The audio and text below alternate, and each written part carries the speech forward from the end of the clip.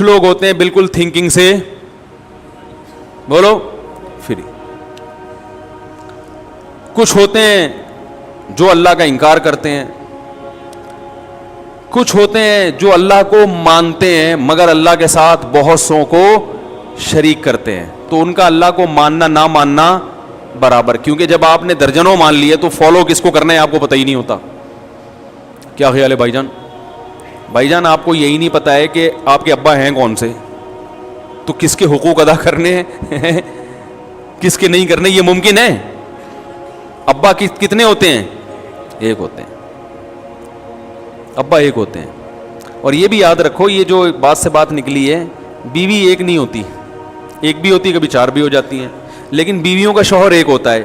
وہ بھی اس لیے کہ عورت نے اطاعت کرنی ہے کس کی؟ شوہر کی. اگر دو ہوں گے تو اس کو نہیں پتا چلے گا کس کی اطاعت کرنی ہے. تو حاکم ہمیشہ ایک, جس کو فالو کیا جاتا ہے وہ دنیا میں ہمیشہ ایک ہوتا ہے. اور مرد بیوی کو فالو, اسلام میں بیوی کو فالو نہیں کرتا. اگر اسلام میں حکم ہوتا ہے بیوی کو فالو کرنا ہے تو بیوی ایک سے زیادہ رکھنے کی آپ کو اجازت نہ ہوتی. بہت ٹیکنیکل پوائنٹ ہے. آج لوگ فالو کس کو کر رہے ہیں؟ ابا کو نہیں کر رہے, اماں کو نہیں کر رہے, کس کو کر رہے ہیں؟ اماں بھی ایک ہوتی ہے. کیا خیال ہے؟ آپ کہہ سکتے ہیں وہ بھی چار ہوتی ہیں, وہ چار نہیں, وہ ایک ہی ہوتی ہیں, وہ ایک سوتیلی ہوتی ہیں. باقی وہ سچی مچی کی جو اماں ہے وہ کتنی ہوتی ہیں؟ ایک. کیونکہ ماں کی اطاعت کا حکم ہے نا, تو وہ بھی کتنی ہے؟ ایک.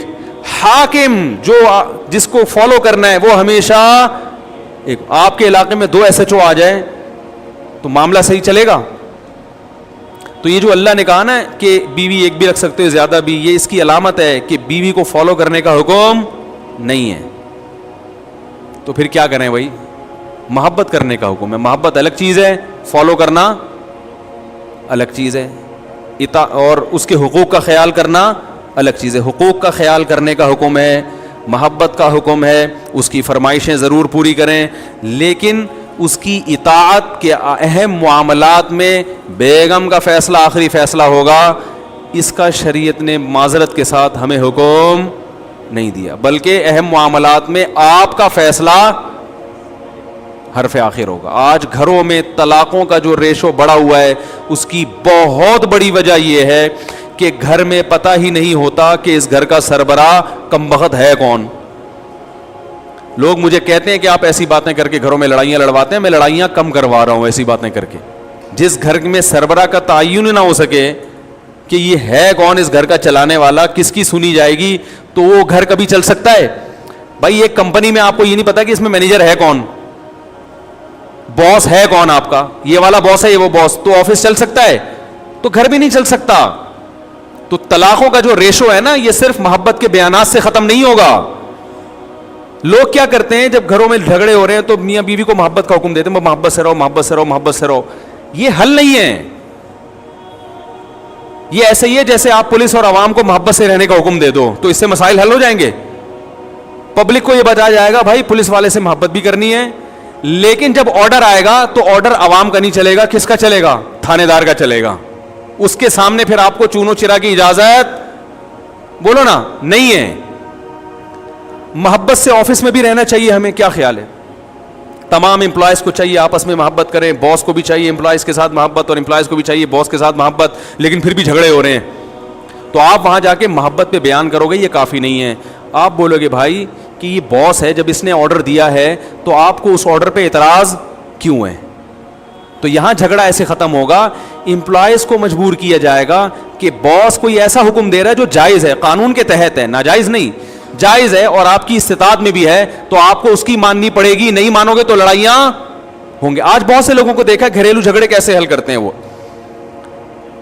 وہ گھریلو جھگڑے ایسے حل کر رہے ہوتے ہیں کہ دونوں کو ترغیب دے رہے ہیں محبت سے رہو, بہت اچھی بات ہے, لیکن یہ نہیں دیکھ رہے ہوتے کہ بھائی اگر شوہر ایک بات کا آرڈر گھر میں دے رہا ہے اور وہ جائز بھی ہے اور عورت کی طاقت میں بھی ہے, تو عورت کیوں نہیں مان رہی اس کی بات؟ نہیں مانے گی تو پھر لڑائیاں, بولو بھائی, پھر جو ایک نہیں مانتی وہ اور باقی چیزوں میں بھی نہیں فالو کرتی. تو بس ایک چیز اپنے سروں پہ سوار کر لیے کہ دونوں کو برابر ہیں, دونوں کے رائٹ برابر ہیں, دونوں کے ایک جیسے ہیں, تو بھائی پھر یہ یورپ والا سسٹم ہوگا. تو ان کی طرح پھر آزاد رہنا چاہتے ہو کہ پتہ ہی نہیں کہ بیگم کب پرس لٹکا کے جا رہی ہے گھر سے باہر اور میاں صاحب کہاں جا رہے ہیں, تو یہ تو پورا نظام ہمارا تباہ و برباد ہو جائے گا میرے بھائی. اس نظام کو جبھی بچانا ممکن ہے جو اللہ اس کے رسول نے قانون بتا دیا کہ آخری فیصلہ کس کا ہوگا, مرد کا ہوگا. تو وہ جو آرڈر کرے گا وہ ماننا پڑے گا عورت کو. ہاں وہ آرڈر عورت کی دسترس میں داخل ہو, اور اس آرڈر میں لب و لہجہ حاکمانہ نہ ہو, کیونکہ وہ غلام نہیں ہے, حاکمانہ نہ ہو. جیسے آپ نے دیکھا ہوگا کہ جب عزت دار لوگ کسی سے بات کرتے ہیں تو پلیز کا لفظ شروع میں لگا دیتے ہیں, ایسا ہی ہے نا, یا اردو میں براہ مہربانی کا لفظ لگا دیتے ہیں, یا کچھ اور کچھ شائستہ کلام کرتے ہیں. تو یہ اس کی علامت ہوتی ہے کہ کلام کرنے والا بھی تمیزدار ہے, اور جس سے کلام کیا جا رہا ہے آپ اس کو بھی عزت دے رہے ہیں. تو یہ ضرور ہے کہ ایسا لب و لہجہ جس سے حاکمیت جھلک رہی ہو, یہ جھلک رہا ہو کہ آپ اس کو غلام سمجھتے ہیں, یہ شریعت میں پسندیدہ نہیں ہے. تو میں یہ عرض کر رہا تھا میرے بھائی, آج بہت سارے معاملات ہمارے خراب اس لیے ہیں کہ ہم اسلام کو فالو نہیں کرتے, اسلام کو سپیریئر نہیں مانتے ان چیزوں میں. تو یا تو اللہ کے ساتھ بہت سارے اللہ مان لیے, یا سرے سے اللہ کا انکار کر دیا, یا سرے سے کوئی نظریہ ہی نہیں رکھا. یہ تمام راستے آپ کو جہنم کی آگ کی طرف لے کے جائیں گے, تمام راستے آپ کو بے سکونی کی طرف لے کے جائیں گے. ایک ہی راستہ ہے آپ کے پاس جو قرآن نے بیان کیا, وہ کیا ہے کہ ایک اللہ پر ایمان لے آؤ اور اپنے آپ کو اس کے حوالے کر دو, اور اسی کو معبود کہا جاتا ہے. عبادت کا معنی ہے غلامی. عبادت کسے کہتے ہیں؟ غلامی کو. اور جس کی عبادت کی جائے اسے کیا کہا جاتا ہے؟ معبود. تو ہم صرف ایک کے غلام ہیں, وہ کون ہے؟ اللہ ہے. تو بھائی یہ فیصلہ کرو کہ میں آزاد ہوں یا میں غلام ہوں.